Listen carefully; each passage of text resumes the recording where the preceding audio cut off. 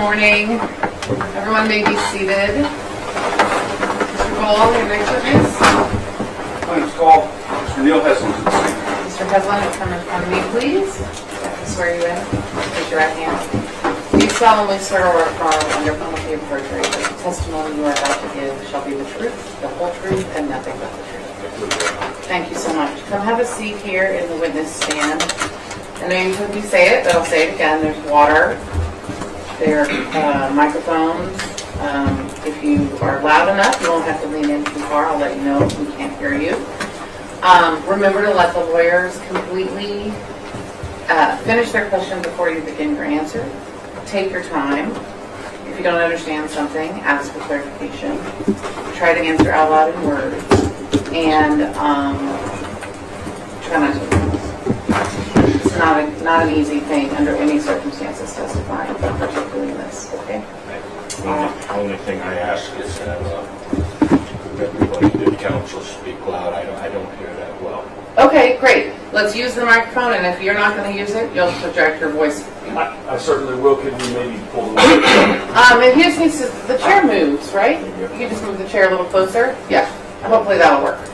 Now, is one of these speaker? They're both, yes, the work. long, skinny one is the one that projects into the room. Okay. Okay, thank you. Thank you. Mr. Heslin, if you would, introduce yourself to the ladies and gentlemen of the jury. My name is Neil Heslin. I'm the father of Jesse McCord Lewis, killed at Sandy Hook Elementary in the school murder, December 14th, 2012. Mr. Heslin, why is today so important for you? Today is very important for me. It's been a long time coming. And I feel very good about being here today. To face Alex Jones, to hold him accountable for what he said and did to me. To restore the honor and the legacy of my son that was tarnished by Mr. Jones. Mr. Heslin, you might have seen yesterday that Mr. Jones' attorney said that he would be here today. You might have known that it was understood he would be here today. How does it make you feel sitting in this courtroom right now and Mr. Jones is not sitting here facing you? I think it's a disrespect, and I think it is a cowardly act of Alex Jones not to be facing me here in this courtroom. I've been here for a week and a half, and my final testimony, Mr. Alex Jones does not have the courage to sit in front of me or face me on this morning. Explain to us how it is that you expect to restore Jesse's honor with your testimony and through this process. It's very important for me to have this trial and this testimony today. The reason to hold Alex Jones accountable, and if we're worse, for their actions. The statements and the remarks and the comments made by both InfoWars and Alex Jones repeatedly have tarnished Jesse's legacy, questioning whether he died, whether he's still alive.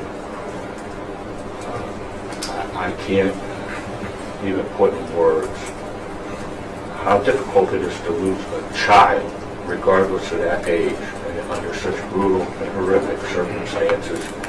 Sandy Hook Elementary School, the massacre.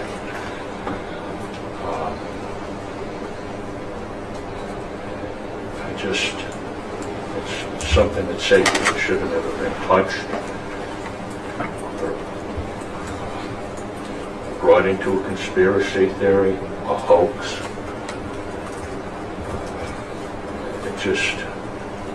I can't even describe the last 9.5 years of the living hell that I and others have had to endure because of the negligence and the recklessness of Alex Jones and his propaganda that he has peddled for his own profits and success. Mr. Heslin, tell us about when you first remember hearing of this ugly, profane conspiracy theory that Sandy Hook didn't happen, that Jesse wasn't murdered. Well, I wish the fact that in those statements, I wish that it was true. I wish that Jesse was alive. And that's not the case. Speak up for us a little bit on this so that we can hear you, please. I said I wish that was the case, and the fact that Jesse was alive, but that's not. He's not here with us. I became aware of the statements, the remarks, that it didn't happen, Sandy Hook. Jesse didn't die in 2013.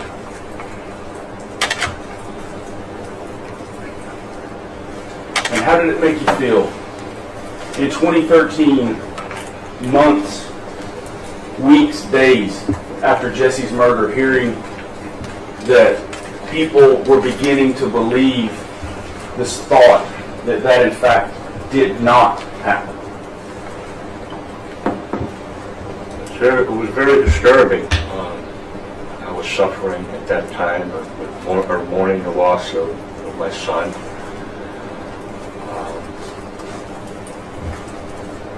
And I just couldn't fathom or understand why people would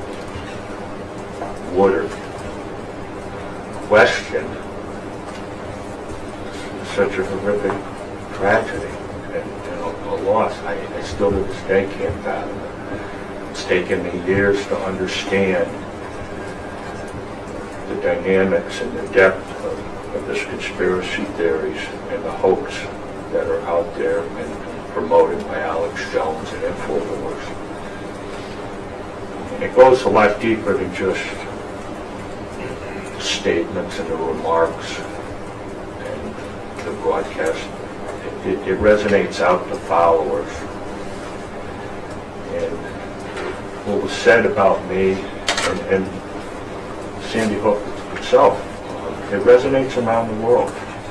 It's not just in this courtroom, it's not just in Austin, it's not just in Connecticut and Sandy Hook. It resonates around the world.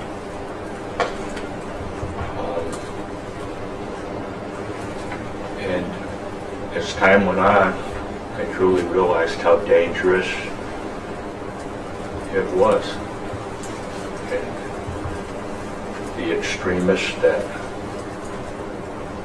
believe this and follow Alex Jones and InfoWars and other sources that repeat this, the conspiracy and the hoax. My life has been threatened. I fear for my life. I fear for my safety and my family's safety in my life. Mr. Heslin, did you hear what was being said by Alex Jones and his associates as a denial that Jesse ever existed? Did you hear it that way?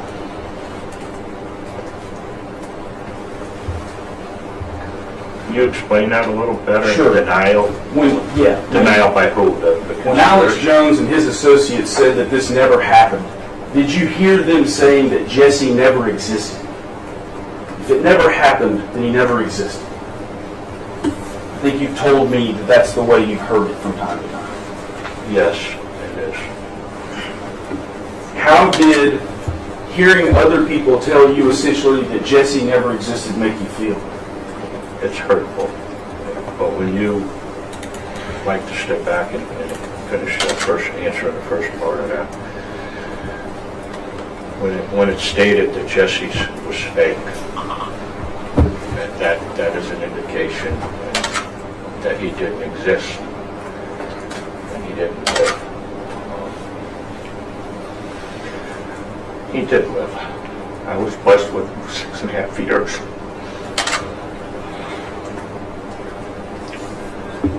been gone 1.5 times.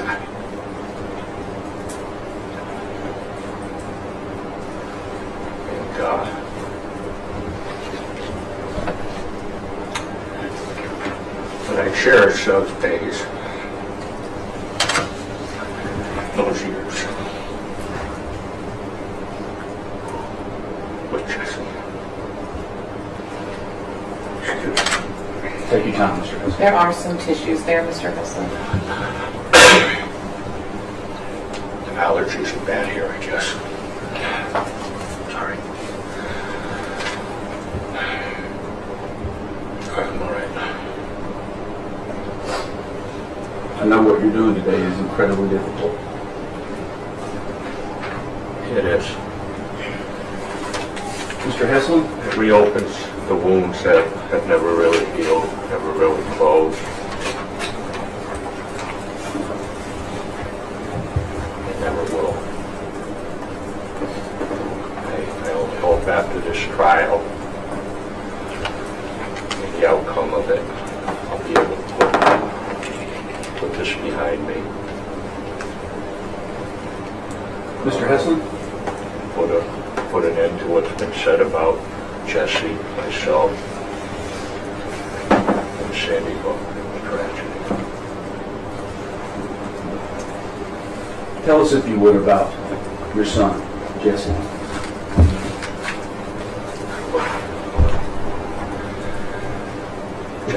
Before you do that, Melissa, if you would, please put up 3PX. And I'm sorry, but can you scoot a little closer to the microphone? Because you are hard to hear.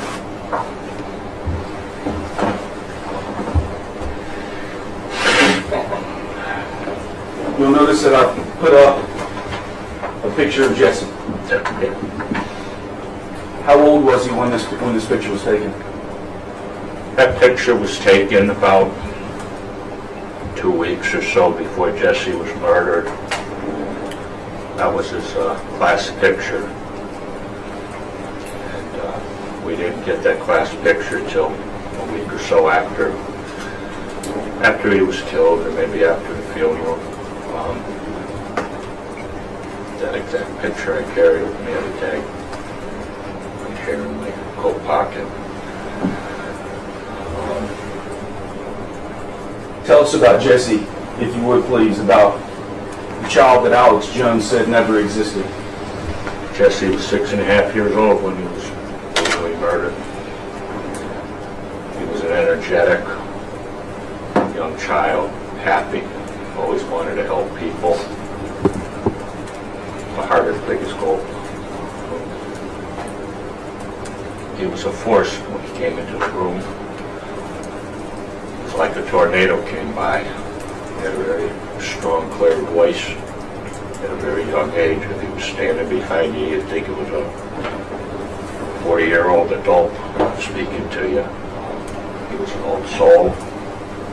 My view or my thoughts. He loved school. He loved horses. He loved dogs. He loved animals.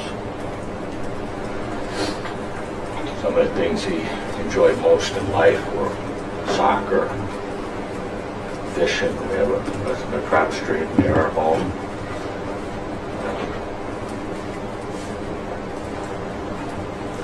He loved that. He was going to ride a bike. Just before he got killed in the summer of 2012.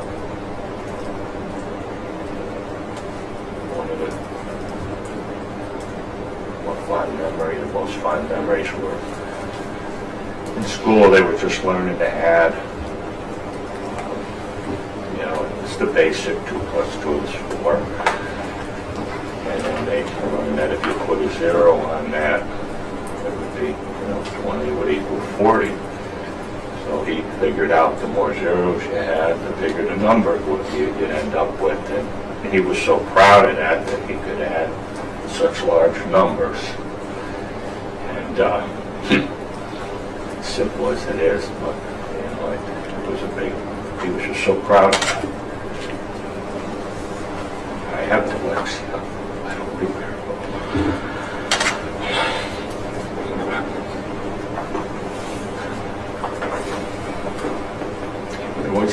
teach sight words, Dad.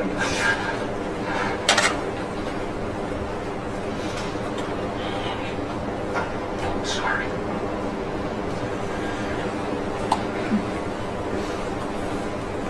She loved to work.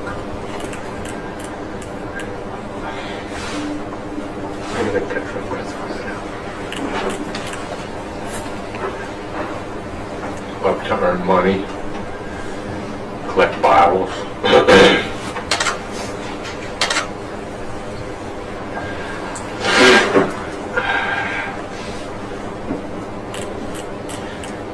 whatever little odd jobs he could, he'd offer to do with her neighbors and friends, just to make money. Loved to save his money. He collected coins. Yeah, the coins he collected were the coins he made and worked in, or coins that came from the balance of the bottles that he collected in cans and returned. And one of the biggest thrills and most profitable things for Jesse was collecting scrap metal, taking it to the scrap yard. He was driving down the road with gotta get that scrap metal if it was out by the curbside.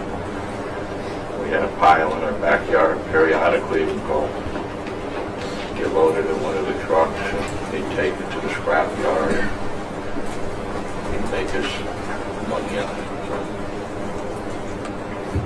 And afterwards he'd always want to stop at Mickey D's for a treat. Snack he referred to it as. But he was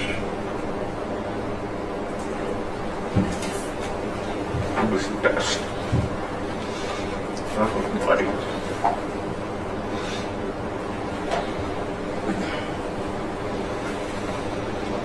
No, this is hard, Mr. Heslin. I'm very sorry. Thank you. I'm sorry. I want to switch gears just a little bit. Because I don't want you to have to relive this day I'm sorry. too much.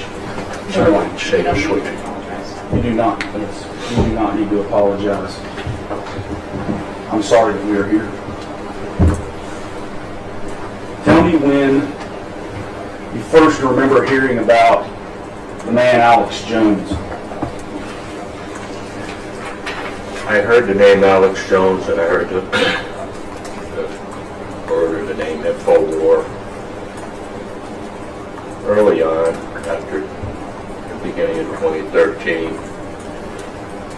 I don't recall if I actually connected both Alex Jones and InfoWars together. And the statements and the comments that were being resonated by both Alex and InfoWars.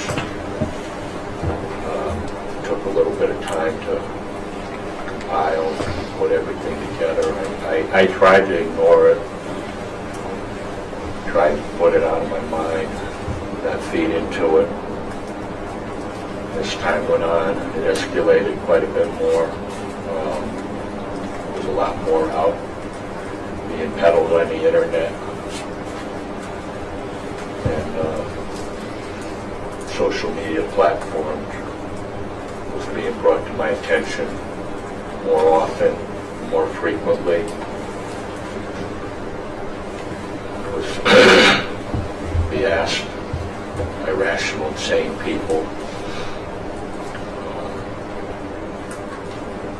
why people would say these things. Why would they, in their minds, believe or state that this tragedy and this murder didn't happen, that Jesse wasn't killed? Why people accused myself and the others of being crisis actors, fake, phony.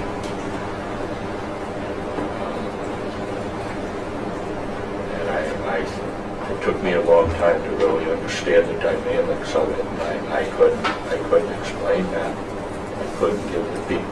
are sort of just crazy people out there in this world. And then I realize that we have psychopaths like Alex Jones. Their motives, I learned. You didn't watch or listen to Alex Jones, did you? No, I never listened to Alex Jones. I never followed him. The only time I did watch him was when things were brought to my attention and I was forced to see what was being said about me, about Jesse, about the tragedy. When these things are being said about you, Sandy Hook didn't happen, you never held your child never existed, are you having encounters with people in the public about these horrific lies? I do. I have. Right up to this day. And this morning. Talk to us about some of the earliest encounters. There's so many of them. There's such a variety of them. The encounters or interaction, many of them are on the internet. Many of them are anonymous phone calls. An extremely large number are people come up to you in the community or through travels. It's just, it became a way of life, an awful way of life to have to live. Is it still that way of life today for you? Pardon? Is it still that way of life today for you? I didn't hear. Is it still that way of life today for you? People encountering you in the public and pushing these awful lies and conspiracies that Alex Jones has broadcast. Yes, it is. Sometimes it's more often than not. Sometimes there's fewer encounters or interactions. It varies. There's no rhyme or reason how often or how frequent, but an overall, it's frequent. It's substantial. And when it happens, do these encounters often specifically mention Alex Jones and InfoWars? Often they do. A lot of times no one's mentioned or in particular. Every time this happens, and we're going to go into a few of these, but every time this happens, does it reopen that wound, that scar of Jesse's murder? It does. It brings back memories, it brings back flashbacks. That day.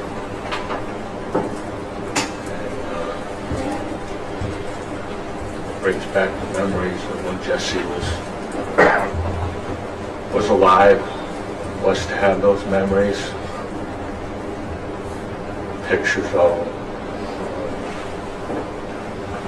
But when you think about those memories, when you look at pictures, it's sad. It's easier to try to put it in the back of your mind and not think about it, not look at the pictures.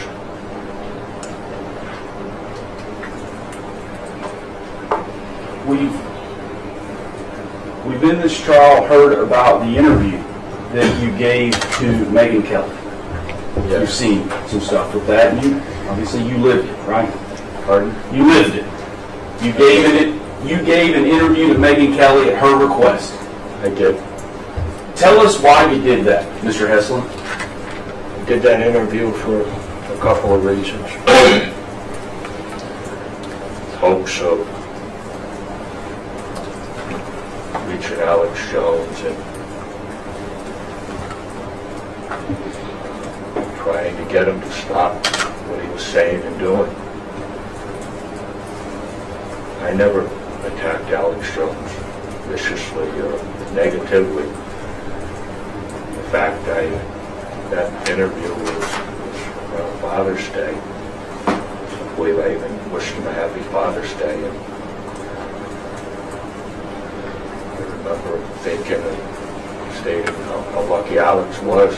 He's a very lucky man to have his children with him. And I hope he has them for the rest of his life. I wouldn't wish upon Alex or anybody the loss that I sustained through a child. And, he's very blessed to have his children, and God bless him with that. I don't have that anymore. Before you gave this interview with Miss Kelly, did you ask Alex Jones and his show to stop with what they were doing to you? Did I ever ask Alex Jones to stop what he was doing? Well, do you know that he was asked? Let me ask another way. Do you know that he was asked before this interview to stop what he was doing? I do know that. I heard that he was. I personally didn't ask him before that. I never had any attempts or way that I knew of to contact Alex Jones or to reach him to personally tell him. The only way I really had was through the media.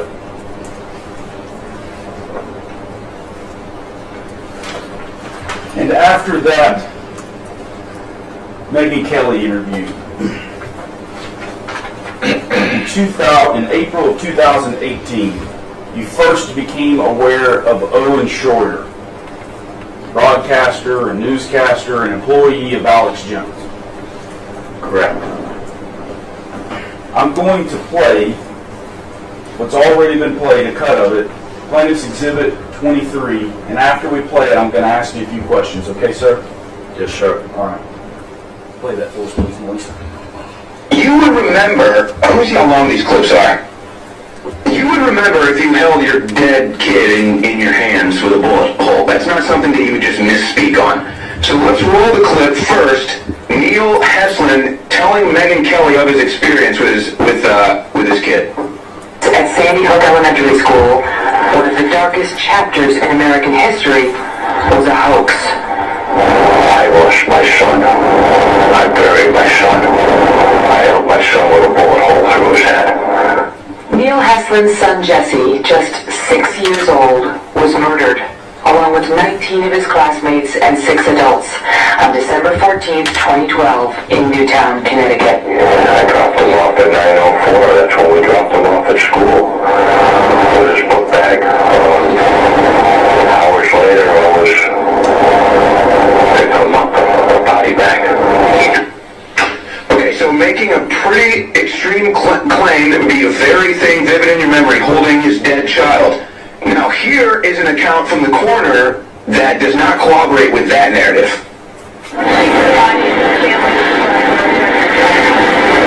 We did not bring the bodies and the families into contact. We took pictures of them, of their facial features. You have, it's easier on the families when you do that.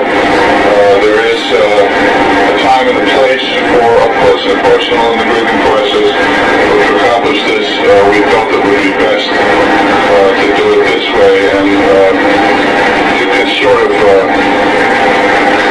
control the situation depending on your photographer. I have very good photographers, It's got to be not to have been able to actually see her. Well, at first I thought that, and I had questioned maybe wanting to see her.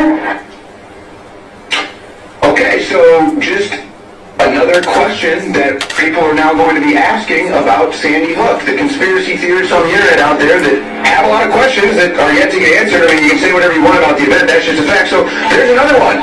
Will there be a clarification from Heslin or Megyn Kelly? I wouldn't hold your breath. So now they're fueling the conspiracy theory claims. Unbelievable. We'll be right back with more. Will there be a clarification from Heslin?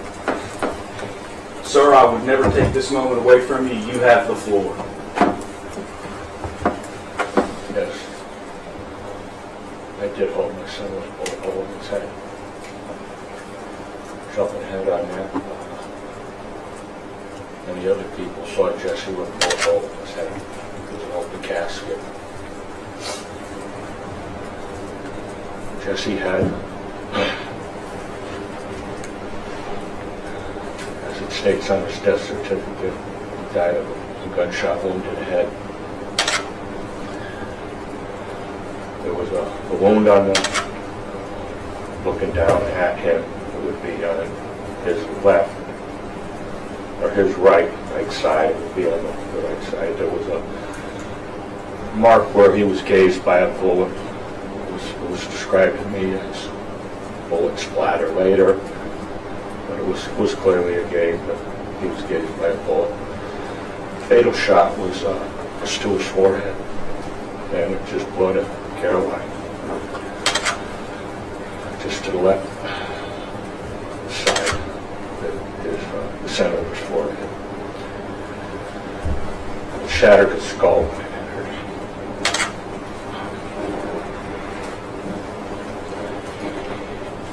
Exited the rear left of his skull. The exit wound was that of the size of a softball. Asking for a clarification of that is tantamount to saying it didn't happen. How did that make you feel? I'm not done. Thank you, Mr. Heslin. I'm sorry. That wound had bone fragments, facial material.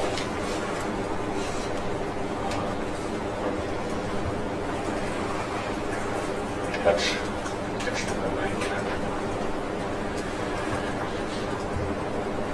At the funeral, again, Eisenach could touch Jesse's head. It was very fragile. Basically, it would have fallen apart.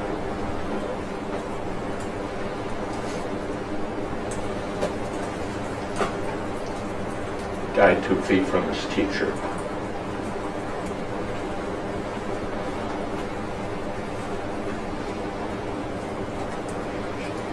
There's more about that. The gunman's gun jammed. At one point, Jesse knew that.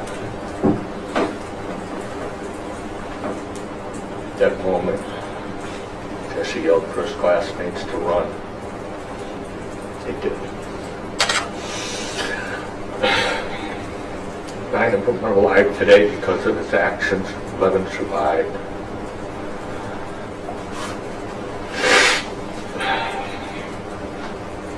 Two were in the bathroom.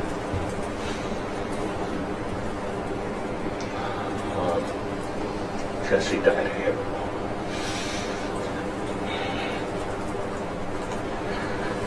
It's been brought to my attention and mentioned to me after by the parents. 3 of the survivors, the runners.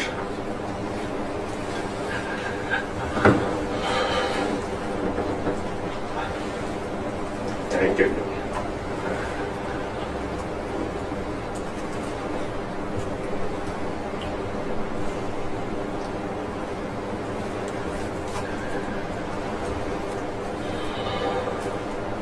I went into school after.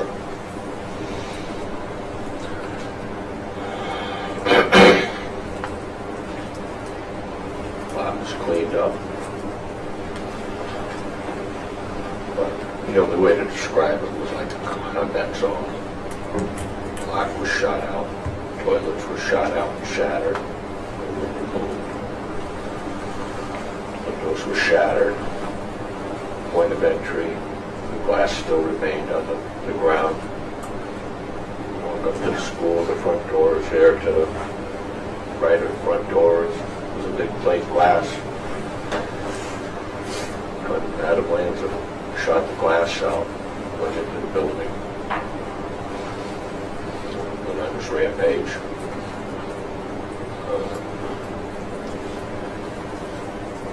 I spent a lot of time in the classroom myself, alone. I knew the exact spot Testie's body was.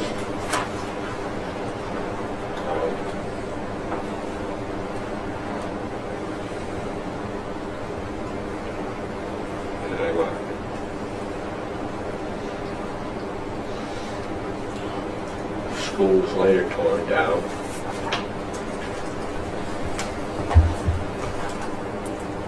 And relocated on the same site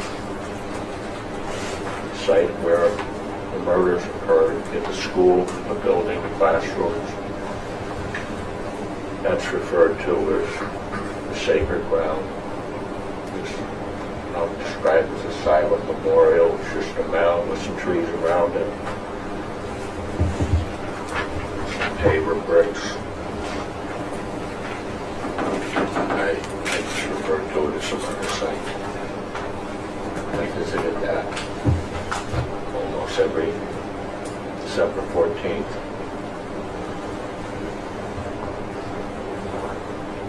The time the murder occurred.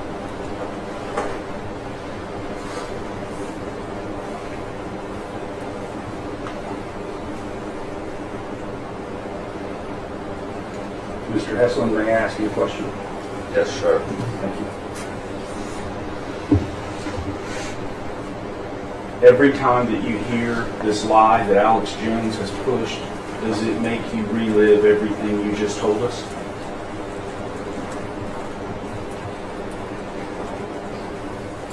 Yes, it does. I relive parts of it. How traumatizing is that to you, sir? There's no words for it. It's just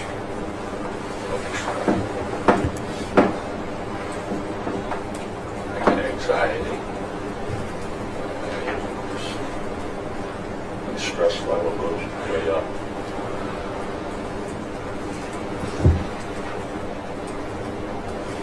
I get chest pains sometimes. The whole thing has affected my health greatly, more so in recent years. I wake up with anxiety attacks, panic attacks. I'm so sorry, I just can barely hear you. I'm Can sorry. you please speak up and go closer to the microphone? I'm sorry, Your Honor. It's just I need to be able to hear you, and I need the jury to be able to hear you, I okay? understand that, and I apologize once again. Don't apologize, just stop that. I apologize for apologizing.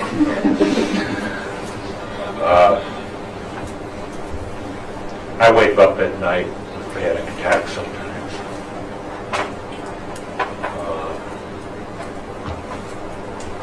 I have chest pain. I ended up in the hospital several weeks ago, chest pains. I didn't think I was having a heart attack when I did. I wasn't. It was stress and anxiety that brought it on.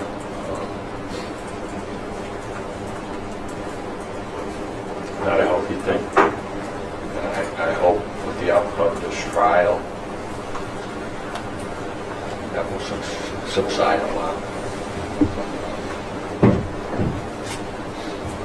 My hopes and goal is to hold Alex Jones accountable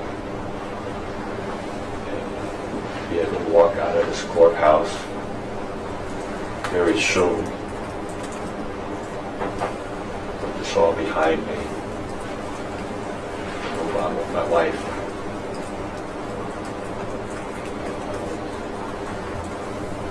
Mr. Hesslin, is holding Alex Jones accountable for what he's done necessary in your mind to move on with your life?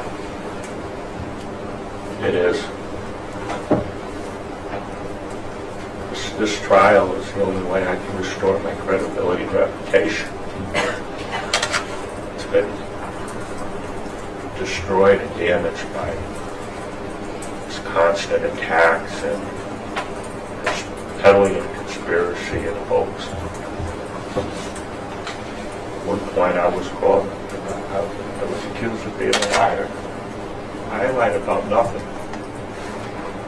I'm here in this courtroom telling the truth today. Something I remember. On the opening statements, defense attorney said, lie to a jury, lose the jury.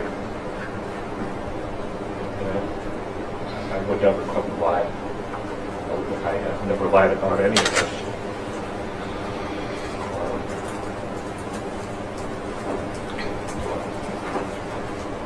I truly believe it's true what the defense counsel said.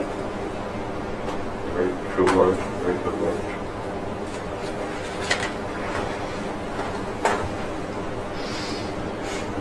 Mr. Hesling,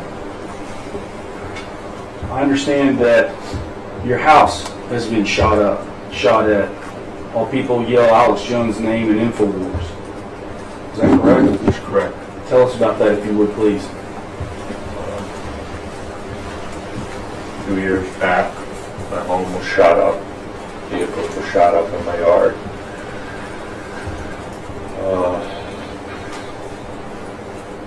That's disturbing.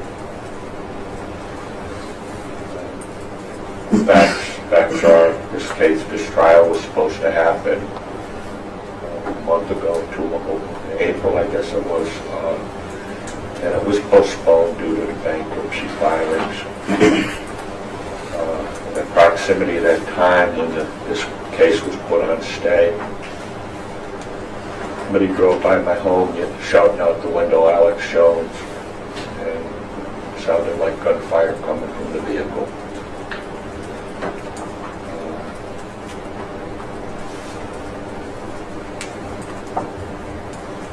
There's no way to have to live. You're aware of other threats to the other families of the Sandy Hook school shooting? I am. And how does that affect how you deal with what is being said and the lies that Alex Jones is pushing?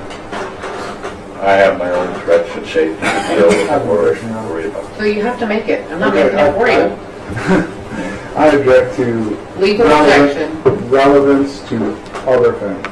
Overruled. Thank you, Your Honor. You may continue, Mr. Hesling. I have my own safety to worry about and my own threats. I am aware of the other, many other threats and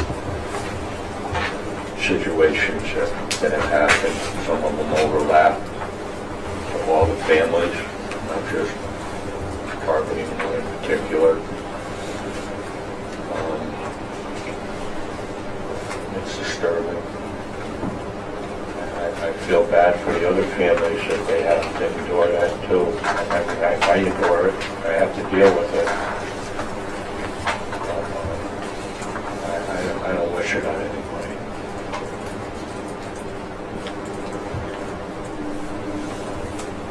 How do you recover from losing a child? It took a long time. You never recover from the loss of a child. I accepted what happened right after it happened. I didn't like it. I couldn't change what happened. But I knew I had to accept it to be able to move forward. I was able to move forward. But I never, you can't get over the loss of a child. Many of us have lost our parents. I've lost mine. Many have lost siblings. The loss of a child is no comparison to that. When you lose a child, you're losing part of yourself, and it's just a feeling you can't describe. It's it's an emptiness. You feel violated by the loss of the child. You feel like you've been violated, robbed. And those feelings don't go away. They haven't changed. 9.5 years. Mr. Heslin, how do you recover from someone lying about the loss or the murder of your child?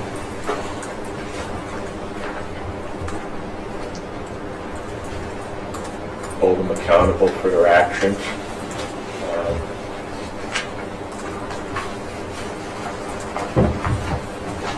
Being able to have the opportunity to stand up, clarify the truth. And I don't have any more of an answer. I hope that I can provide an answer, and I hope I have closure to it after this trial.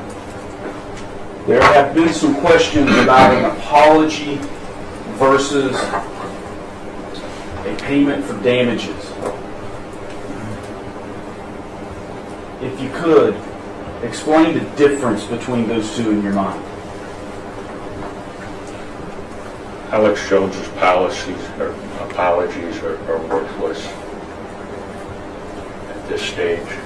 Any apology would not be sincere. It's come too late. His apologies in the past. There was one to Chobani we saw earlier in this trial. It wasn't a genuine apology. And he continuously went on recklessly. The carnival barker would, peddling his propaganda and his lies. I don't know if Alex is even capable of a sincere apology.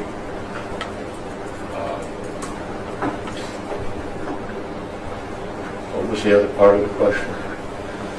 The apology that you told us about now I'd like for you to compare that, in your words, to what you're requesting in this case. Damages and money, and why? The monetary side of it, I believe that's the only way to really put a stop to it and prevent this from happening anymore.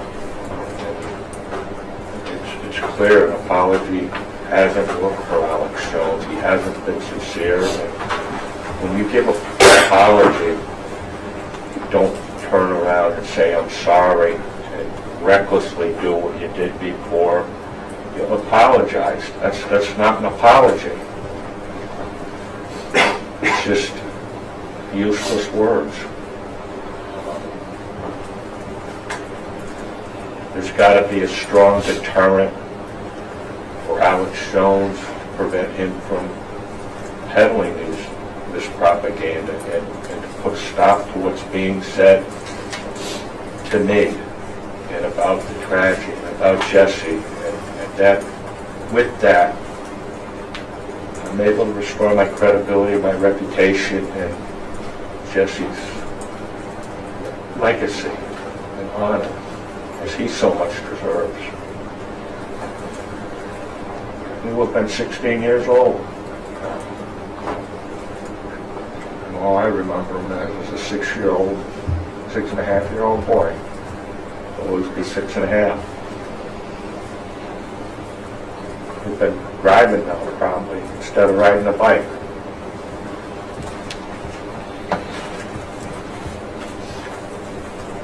High school.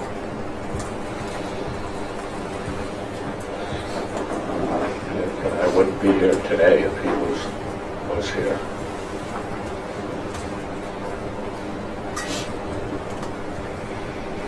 As a beginning to restoring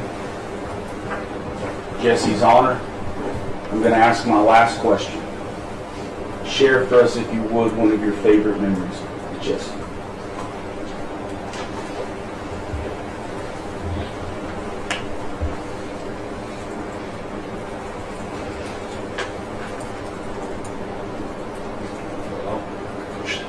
share two memories with you.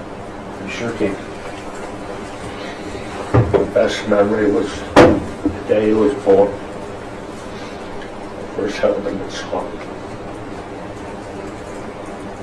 He was a big baby. He was 11 pounds when he was born. That was the best memory. Probably the happiest memory. The worst memory is the day I laid him to rest. I closed the casket that day. Went to the church, went to the cemetery. I stayed in the cemetery till 9 o'clock at night, till the grave was covered over. That was the worst memory.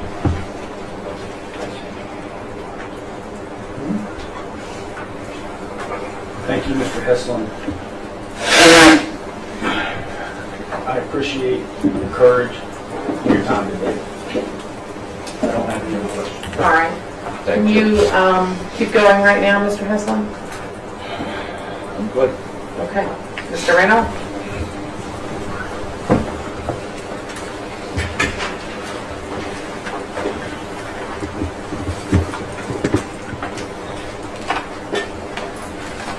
Good morning, Mr. Weston.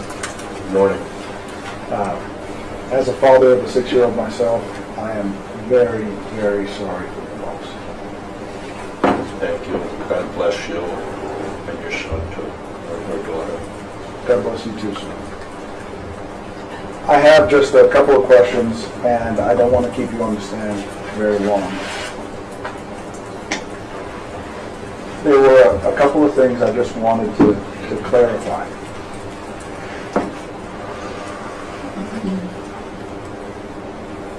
When, or I'll turn this way, was the first time you actually watched Alex Jones on a screen speaking when it was brought to your attention by Lenny Posner in 2018, the Owen Schroyer report? Yes, that's correct.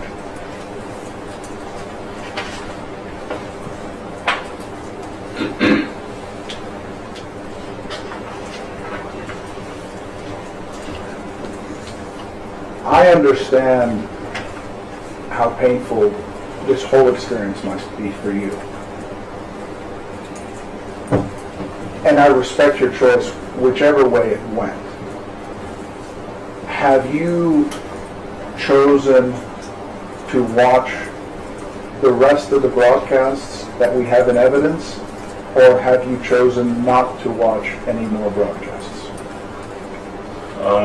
Could you clarify that, the broadcast, are you referring to, when you say broadcast, are you referring to one broadcast or several broadcasts? Or?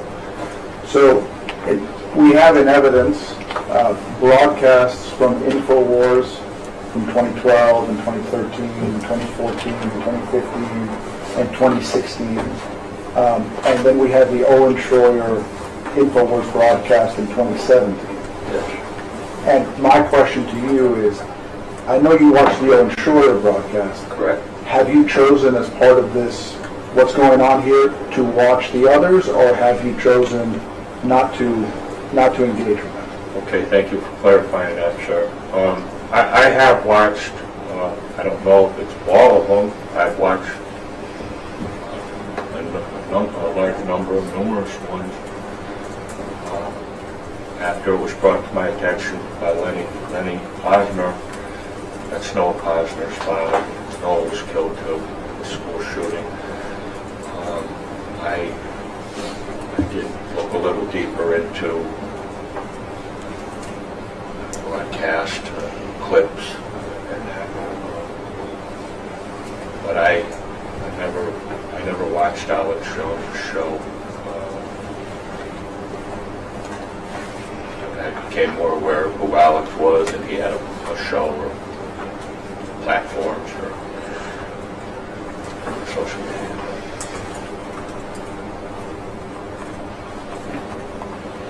You told us that during the period before, Sorry? I'd like to refer you to the period before the Megyn Kelly interview. Yes. That, Okay. that during that period, before you went on Megyn Kelly, you were generally aware of conspiracy theorists and rumors online. Is that correct?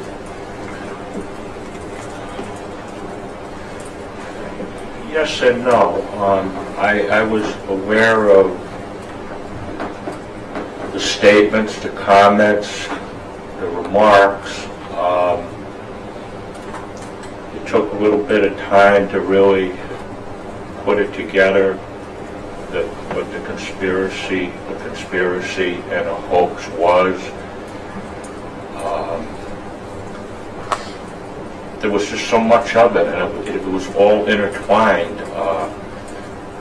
And as I stated before, it took me a long time to understand the dynamics and the depth of the conspiracy and the hoax theory and hoaxsters, which I don't even think was a word till the tragedy. I think Lenny was the one that started that, hoaxsters. But I was aware of things on the internet, pictures, the Super Bowl picture that we all saw. That was, my recollection, that was 2013. Clearly Jesse was born in 2012. I did see that picture, and it was floating around the internet. I'm not on the internet a lot. I'm not email, social media, or anything. Over the last few years, became a little more up on it.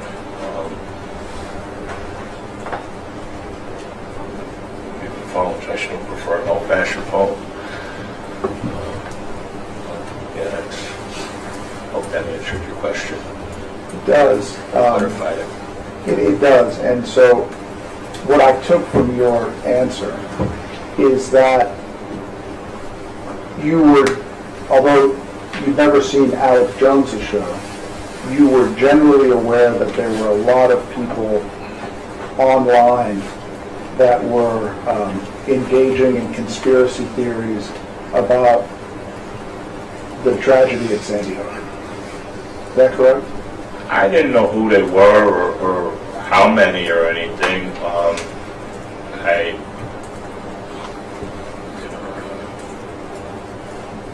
Like I said, I just didn't know the depth of it.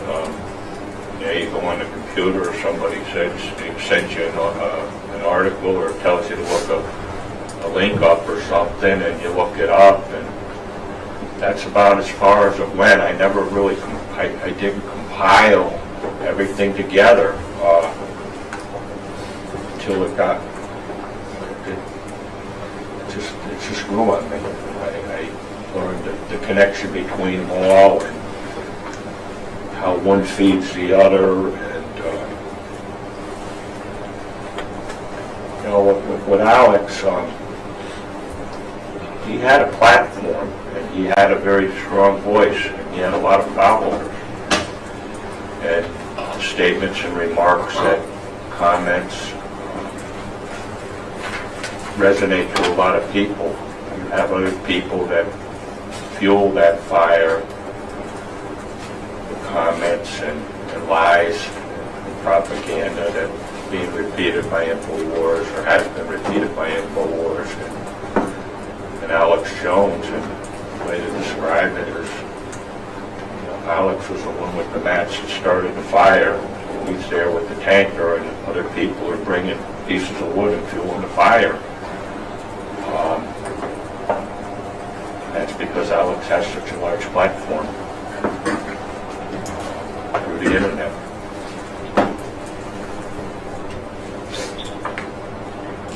What you just told us, is it fair to say that those are beliefs that you've developed as a result of your discussions with Lenny Posner and with your lawyers and with the expert witnesses? You mean the statement I just made about the fuel tank? Hang on, there's an objection. First off, I think that directly calls for attorney-client communication. Sustained. Secondly, I think that it mischaracterizes the record that we were this far. Sustained.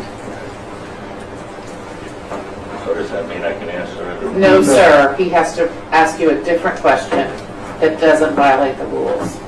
Okay, thank you. The answer that you gave us previously about what you referred to as the intertwined nature Yes. of Alex Jones and people who believe in conspiracy theories. You came to that conclusion at some point after the Megyn Kelly interview as a result of your conversations with Leonard Posner and others. That's not true. Maybe I could describe it a little better, but there was a menagerie of the comments, the statements, like a can of nuts and bolts, dump it out, and they're all there there till you sort it out. And as I said, I didn't follow it. I didn't investigate it. But then when it got more common and there was more of it going on, I had I looked into it a little more and I sorted it out, and that's how I put the connection together. And no, it didn't come from Lenny Posner or my attorneys. That was from my personal experience and my personal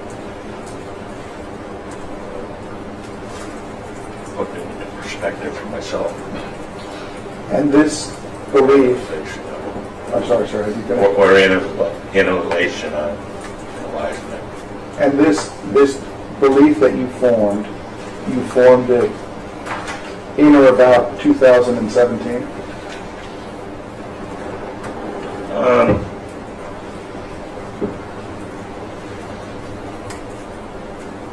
I don't. Some before, some, it kind of developed more. I put it more into perspective. I don't really know when I started to kind of realize there was a conspiracy going on, or a hoax theory going on. But it took right up to today to really put things into perspective, the depth of it, and I'm sure I'll learn more in the future.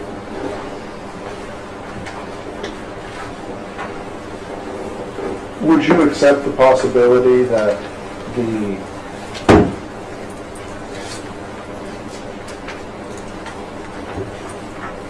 hoax theory that no one died at Sandy Hook did not originate with Alex Jones?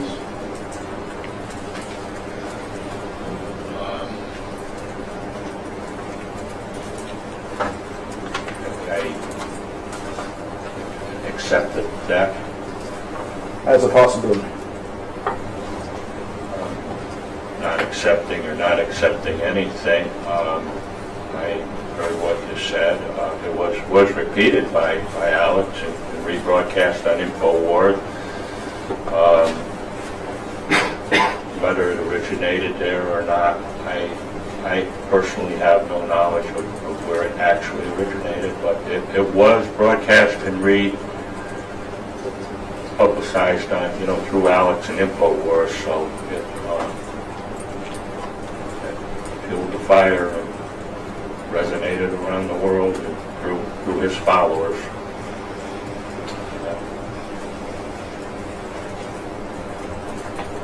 You stated before that you have a vendetta against Alex Jones. No, I don't think I ever said that. I don't think I ever said a vendetta with Alex Jones. I stated Alex started this fight, and I'll finish this fight. No, I don't have a vendetta with him. once we're done here,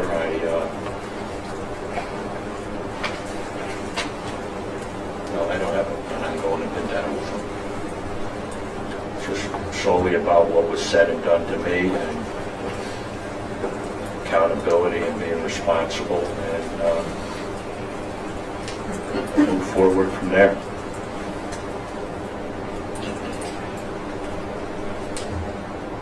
Would it refresh your recollection to take a look at your deposition that you gave in January of this year? Yes? Yeah, I'll look at it.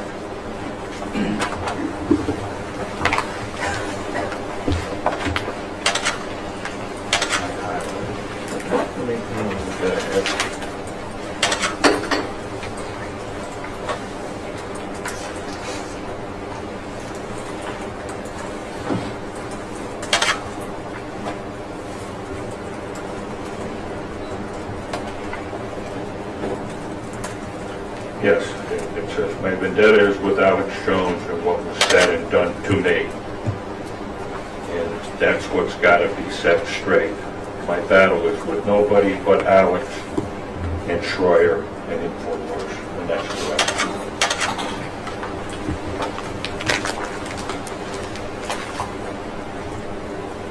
When you use the term vendetta, Correct. a vendetta is a blood feud, right? I don't really know if I classified it that, but I don't have a blood feud with Alex Jones. As I stated before, my battle is with what was said and done to me. Once we're done here in court, as far as I'm concerned, my business with Alex is done. Provided, he never mentions me again, moves on, no more conspiracy or hoax theories about Jesse.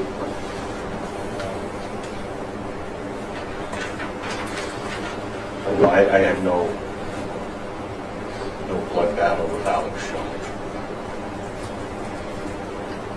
Would you agree with me, Mr. Heslin, that prior to Owen Schroyer using your name, neither Alex Jones nor any Infowars employee had ever said your name or Scarlett Lewis's name? Objection, Your Honor. Misleading question because we do not have all of the records that we have firmly established over and over. So misleading and calls for speculation? Absolutely. Sustained. To your knowledge, before the Owen Schroyer report, had any Infowars employee or Alex Jones ever mentioned your name or Scarlett Lewis's name? I don't have that answer.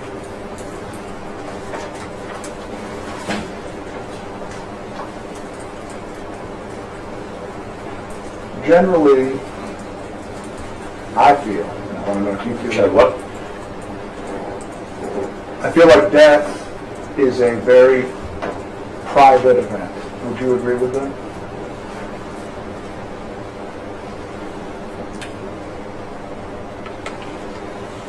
Private and sacred, yes. And that's every death, but especially the death of a child.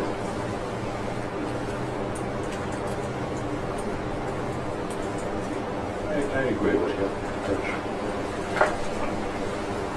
I agree with you, yes. And it's sort of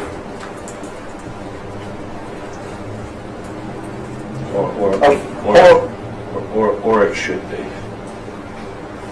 With Jesse's death, that wasn't possible because it was such a publicized tragedy and event. I had a very emotional time. It was Christmas and and there was that wasn't a possibility, unfortunately. But I do agree with what you said. I wish that was the case. and there was, I mean, as you just mentioned, there was media from everywhere in Newtown pretty much immediately, wasn't it? I didn't take that sight in or that scenery, but I do know there was a lot of reports on the tragedy, as with any major mass tragedy. Would you prefer it if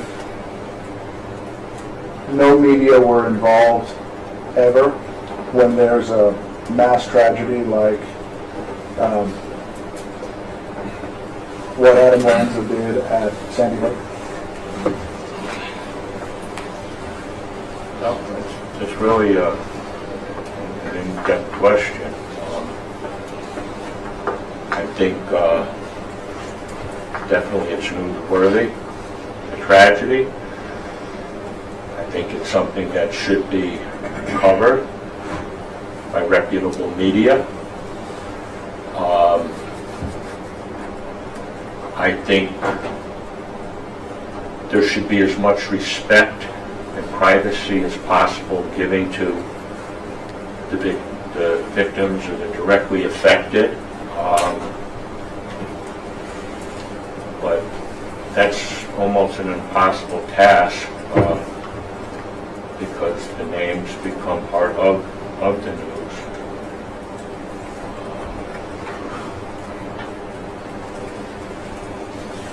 I wish I had Jesse with me, but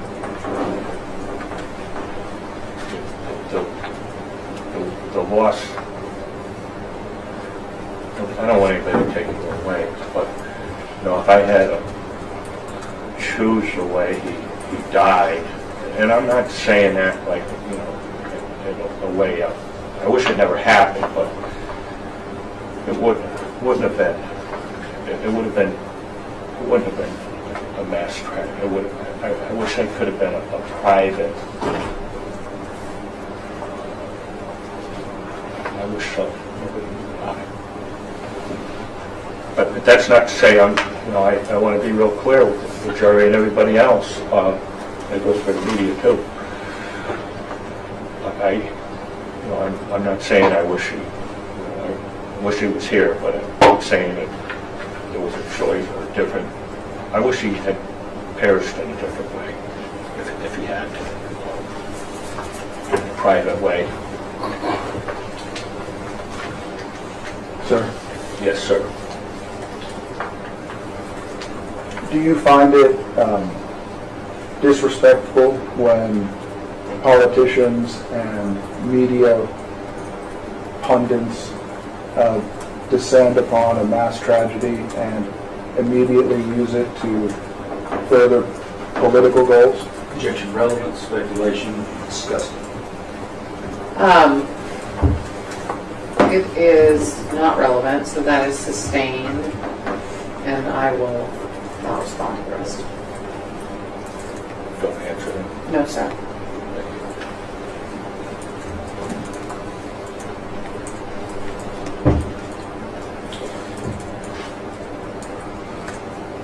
Do you recall going back on the Megyn Kelly show after this lawsuit was filed? I do. And do you recall her asking you, what do you want out of it, Neil?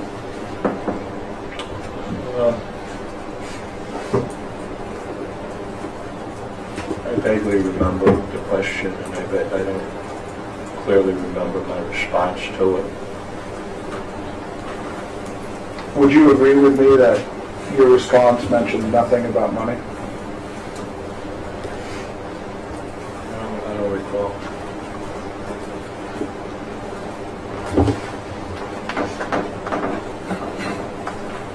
How often do you go to therapy? Once a month now. It was more frequent in the past.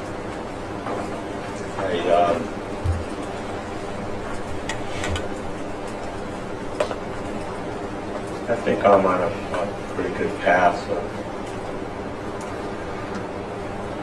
existence.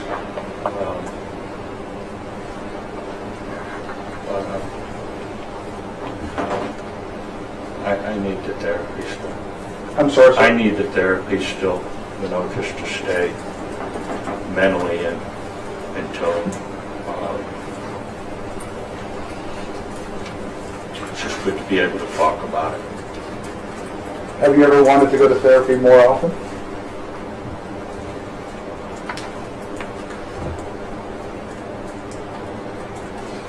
No, I wish I didn't have to go at all. But I know it's at this time something that I need to do and something I should do. But I feel it's important, or for me anyway, everybody's different. You gotta have a balance with that. Where I'm at now, with about once a month, it's a pretty good balance. You know, maybe bi-weekly after this, I get back home. You know, How much does therapy cost you? it's around $125 a session. With Dr. Crouch? Correct.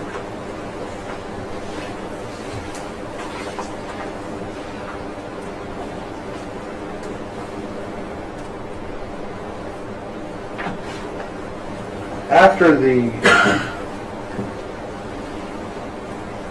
Sandy Hook school shooting, did you become an advocate for gun control?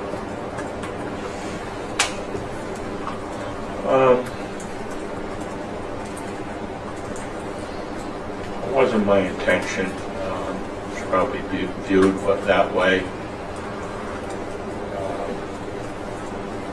I spoke and told Jesse's story with hopes it would prevent any future tragedies like that or school shootings.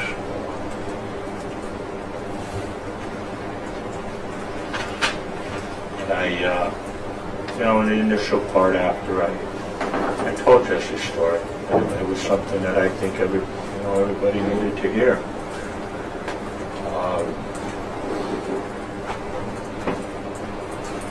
On another note, I always support,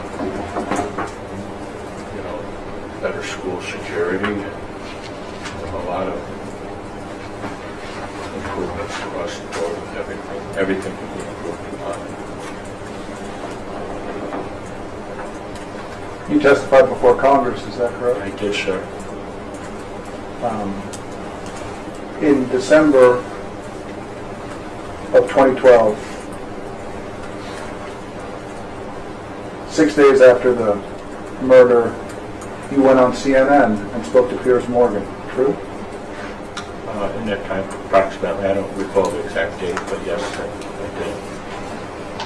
A month later, you testified before the Connecticut state government, I correct? did. A couple days later, you went on this is end of January 2013, you went on CNN again. Refresh my memory on who that was. Would have been with Senator Chris Murphy, again with Piers Morgan discussing the Second Amendment.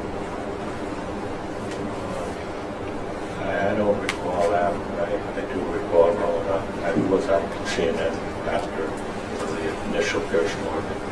I honestly don't recall the date or that, particularly with Chris Murphy. Do you recall? I'm sorry, sir. Or discussion with CNN about the Second Amendment. Do you recall in February going on CBS after you testified in front of the Senate Judiciary Committee?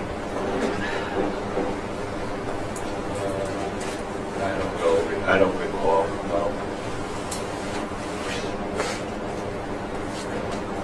A month later, do you recall coming out in the New York Daily News at a press conference regarding politicians?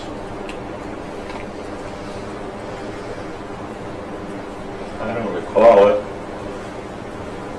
That same month in March of 2013, do you recall appearing on CNN, The Lead, and being interviewed by Jake Tapper? I remember an interview with Jake Tapper, correct?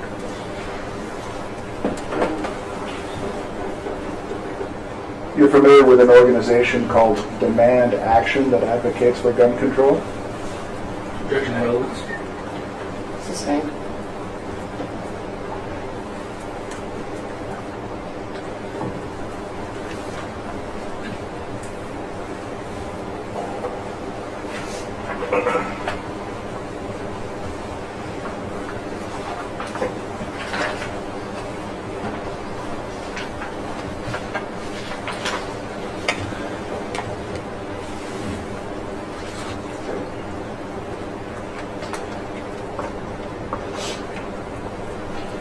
You testified earlier, I believe, on direct, that after this trial was delayed in April of this year, somebody shot at your house while yelling the name Alex Jones and Infowars. Do you recall that testimony? That's incorrect, sir.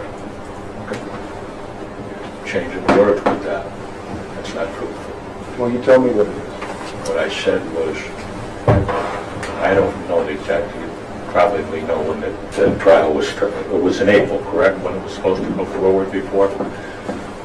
But at that point, yes, somebody drove by yelling Alex Jones, and what it sounded like gunfire coming from the car where they were shooting or where, whatever. No, I didn't state it was shot at my house at that point, no. So your testimony is that after the trial was continued in April, you heard somebody yelling Alex Jones and heard what you thought to be gunfire.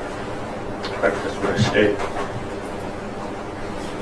I didn't state it was shot at my house at that time. That's not truthful. Would you agree with me that at the time of your deposition in January, 3 months before April, you had already stated that you'd been shot at over this? That's a correct statement. How many times do you claim that you've been shot at? There was one incident that I'm aware of where my home was shot up in a vehicle. I'm not aware of any others short of what I stated about in April. But I wasn't shot at in April. I just want to make that clear, and I stated what sounded to be sounded like gunfire.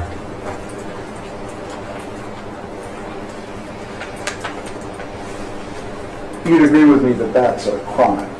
Good luck. You would agree that that's a crime? I totally do agree with you. And certainly if somebody shot at your house and shot at your car, that would be a crime as well? Would be, sir. A crime that would result in a police investigation, true? I reached out to the police. It was also looked into by the state police. Do you know Detective Jewis? Pardon? Detective Jewis? I do know him. He testified here the first day. Do you recall That's that? correct. I remember that. Do you recall his testimony that he hadn't produced or knew of any police reports reflecting harassment by anyone other than Wolfgang Halbig? I remember that. But I will add to that he was aware of that incident at my home. He did come and look at the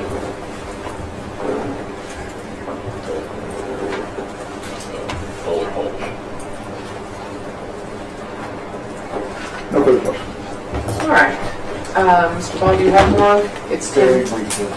Okay, so like total 10 minutes? Oh, yes. All right, then we'll just hold off and do one big breakdown all at once. Go ahead. Detective Dan Jewis, do you recall this testimony, sir? I do. Do you remember when Detective Dan Jewis told us that he retired a year ago? I do. So Detective Dan Jewis wouldn't have been someone who would have been involved with those reports that you were just asked about, as though it didn't happen, right? That's correct. When you tell Jesse's story, is that a way for you to keep him alive? All I have is Jesse's story to keep him alive, or to keep his memories alive. Something I did to keep his memory alive was I started a scholarship fund. It gets awarded every year. I get nothing out of it. It's an endowment now. It's awarded every year to a student that meets certain criteria. And I'm very proud of. That's his legacy that'll live on, and I hope to be able someday to give more scholarships. Thank you, Mr. Heslin. I don't have any other questions. Good. Mr. Ringel?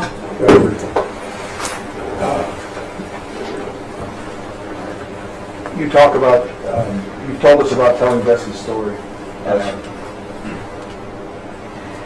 Would you agree with me that as a result of this, you feel compelled to watch every time there's a school shooting?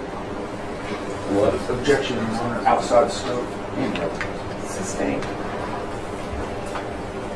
All right. At this time, we're going to take our first break. This is going to be a little bit longer break for the jury, not as long for the people, the lawyers and I. This is your opportunity to write down questions individually. You're not requested to do so. This is just an opportunity.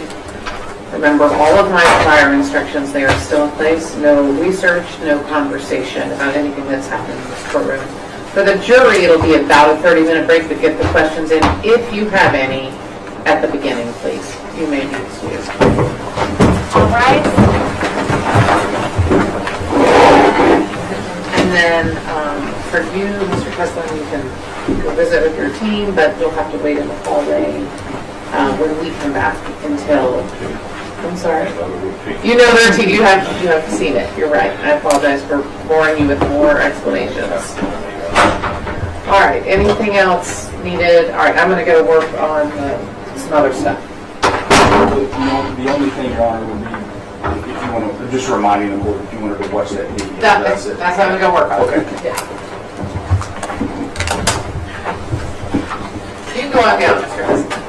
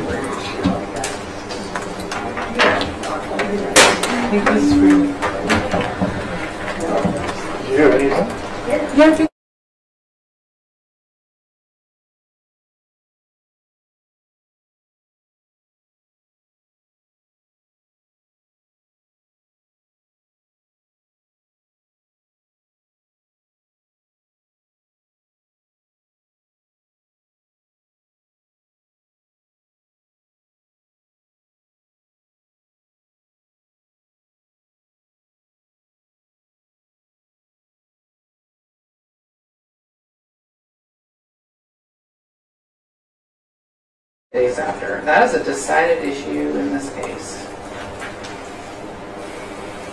If this jury awards you and Ms. Lewis any monies, how will you use these funds? I just order about that already. You mentioned that harassment by Alex Jones fans or hoaxers was frequent and substantial. Can you further define these terms? How often are you approached by a hoaxer, online, in person, or over the phone? Have you saved any copies of written threats shared with you online or via email? Can you further describe how your reputation has been affected? Do you have examples of the ways your reputation has been impacted? How will the outcome of this trial allow you to restore Jesse's legacy? How would the potential monetary award enable you to continue healing? Is there a specific amount you would feel would bring you closure with Alex Jones? Are we worried about how would the potential monetary award enable you to continue healing or not? Do you think he's going to answer what he's going to use it for? Yeah, I worry that he's been. I worry that he's been told about our pretrial rulings, and his desire to give towards charity is part of his healing. So I think one's going to beget the other, and asking the question, I fear, will get into your movement. I don't think he can. Let me say it another way. I don't think he can truthfully answer that question without bringing charity. Just the middle one, or all three of them, or what? You want me to read them again? Yeah, that'd be great, please. How will the outcome of this trial allow you to restore Jesse's legacy? How would the potential monetary award enable you to continue healing? And is there a specific amount you feel would bring you closure with Alex Jones? The first one I have absolutely no problem with asking. I think the second one definitely could lead us into that territory. The third one could potentially do that. Well, I'm going to not ask the second one because I agree. I think that might be a question eliciting testimony which has been excluded. But the third one, if there is a specific amount, I think he can just answer a number. All right. Any of the others that I read that we have objections to? The JT one, that JT's not his son. Yeah, I figured he would just explain that. That's fine. Yeah. Okay. Right. Okay. Okay, then on the record, we've gone over the questions from the jury. I've excluded some. For the remainder, are there any objections, Mr. Ball? No objections, except at least you haven't read any of the record. The one that you read, the one that's not in the record, dealt with an answer that could potentially. Let me ask you a question again. Yeah, I'm sorry. Other than the questions I've already excluded, are there any objections to the questions I'm preparing to ask, Mr. Heslin? I'm sorry, I didn't listen. No. Mr. Ringel? No. All right, great. Then we're ready for Mr. Heslin. If you'll call him back in, please, Deputy, and we are ready for the jury.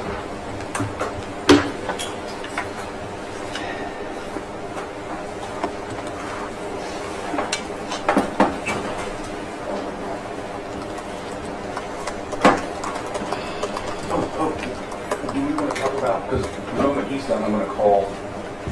It's going to be fine. Okay. Yeah.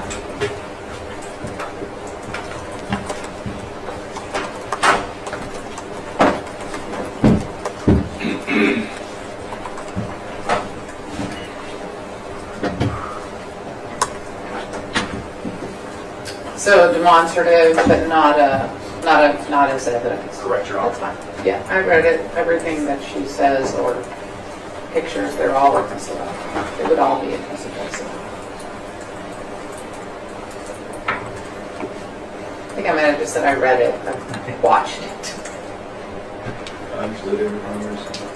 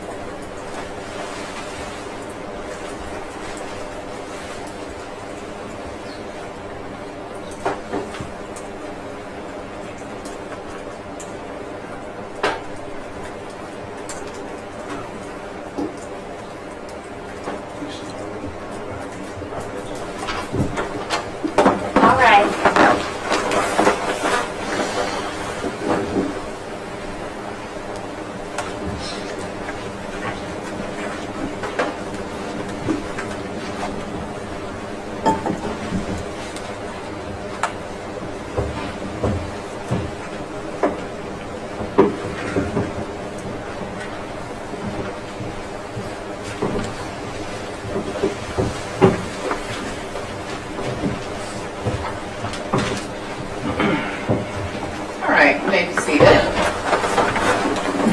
Mr. Heslin, I'm going to ask you some questions, and I'll just ask you to listen carefully to them and answer them to the best of your ability for the jury, okay? All right, make sure you speak up. You're very soft-spoken. Is the amount being asked for compensation and punitive damages by your family and lawyers meant to prevent Alex Jones from being in business after this case? Or do you hope he can still operate as long as he takes it as a learning lesson?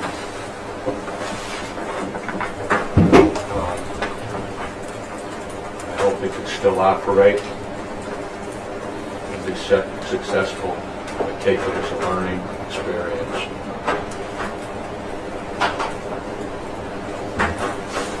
When did you first meet and start interacting with Detective Jewis? Detective Jewis, I met through the tragedy and the investigation at Sandy Hook. He was the lead detective that he testified to. The actual date I met him, I don't recall that. It was sometime shortly after the tragedy. When did you first start therapy with Dr. Crouch? That was in 2013. To the best of my memory, it was in the summertime. Did you ever try to contact Mr. Jones directly? No, I never did try to contact Alex Jones directly. I never had a means of getting hold of him or a way of it. No, I did not. How has Jesse's passing affected JT and your parenting with him? How old was JT when Jesse passed? JT would have been, I believe, 12. I can't answer on how it affected anybody else outside of myself. But I will say JT's done an incredible job. He grew into an incredible young man. But I can't answer that. I know it affects everybody in a different way. Losing a sibling is definitely different than losing a son, a child. Is it fair to say that gun control and take away guns are two completely separate arguments and they are not equivalent of each other? Can you repeat that? Is it fair to say that gun control and take away guns are two completely separate arguments and they are not equivalent of each other? That's a very good question. I believe that's a true statement. There's a difference between gun control and there's a difference between taking away guns and people's Second Amendment. As with anything, I think we could always improve on our laws and our regulations, even being the Second Amendment or the First Amendment, in fact. There's steps we can do to preserve those constitutional rights as it should be, along with making our lives safer and better. The defense attempted to put the words blood feud in your mouth. Do you think this is reckless given your history with their clients? I think it was a poor choice of words in my deposition. I should have had a better choice of words. I apologize for that.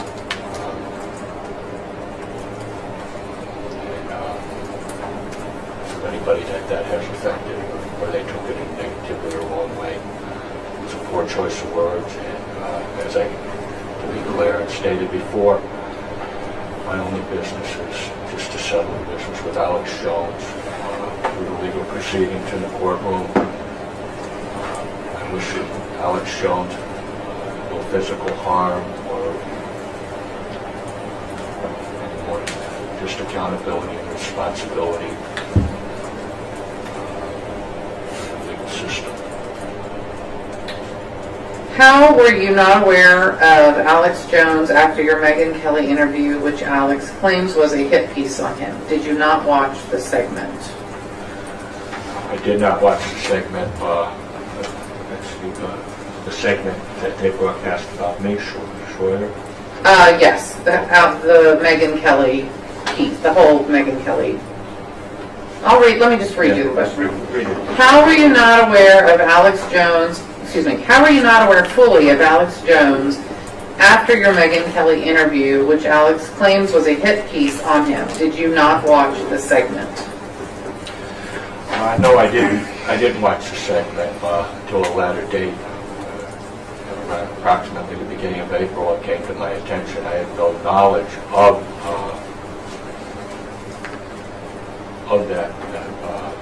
that interview or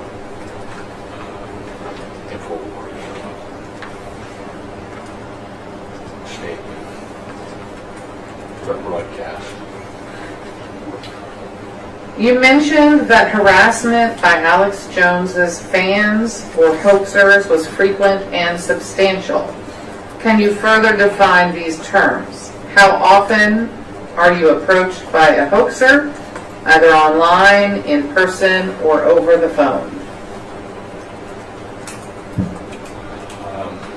I do my best to do that. It's been over a 10-year period, 10-year campaign of conspiracy and hoax.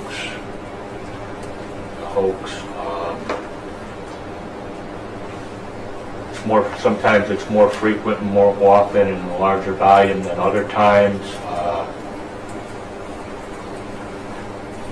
I've had a month or 2 months where I've had no interaction, negative comments, no confrontations. I've had other weeks where there's been dozens of comments, anonymous calls, or personal interaction. There's just no way to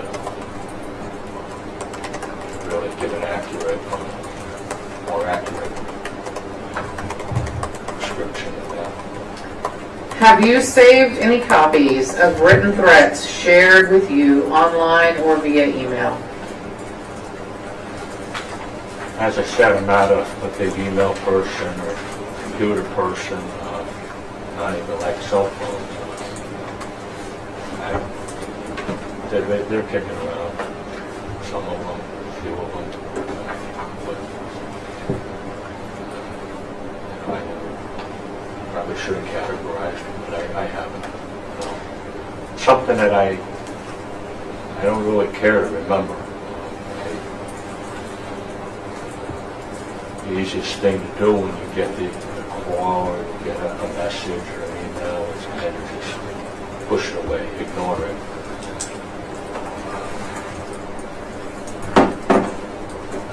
Can you further describe how your reputation has been affected? Do you have examples of ways your reputation has been impacted? Well, as I said, my reputation and my credibility, the image of these broadcasts, people question what I lied about.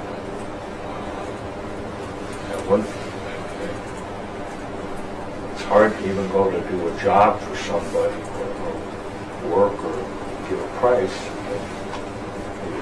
So many people, especially in Connecticut, the area where I live, they know who I am, they recognize me, who I am, by the name or by the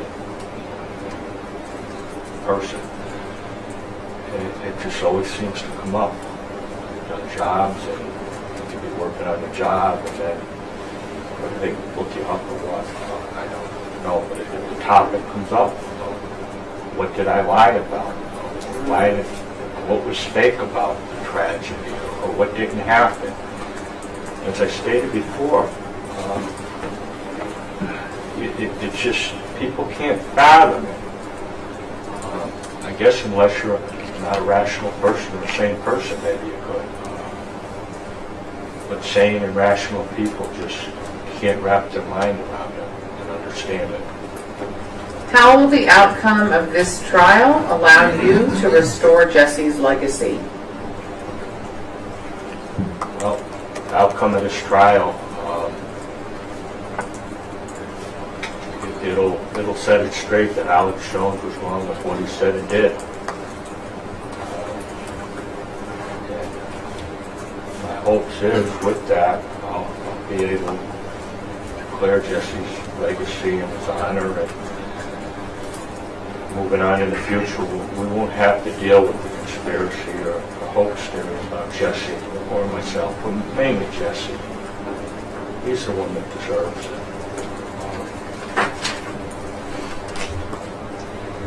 That's my hopes. Is there a specific amount you feel would bring you closure with Alex Jones? That's a very good question.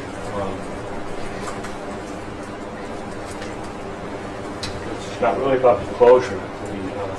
The monetary amount is about making a strong statement and preventing Alex Jones and people in the future from doing what was done to me and my family and Jesse.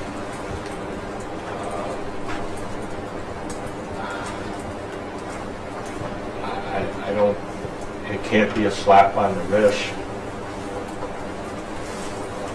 It can't be like somebody getting a speeding ticket, just paying the ticket and they go out and do the same thing over again. There's got to be substantial consequences for the actions to prevent that from failing or continuing to happen or happening again in the future. The monetary amount has to make a statement for that. All right, thank you, Mr. Heslin. You may return back to the council table. Thank you, Your Honor. Thank everybody in the courtroom for their time. Thank you. I have a motion I can bring after Ms. Lewis is done, if you prefer, Your Honor. Sure.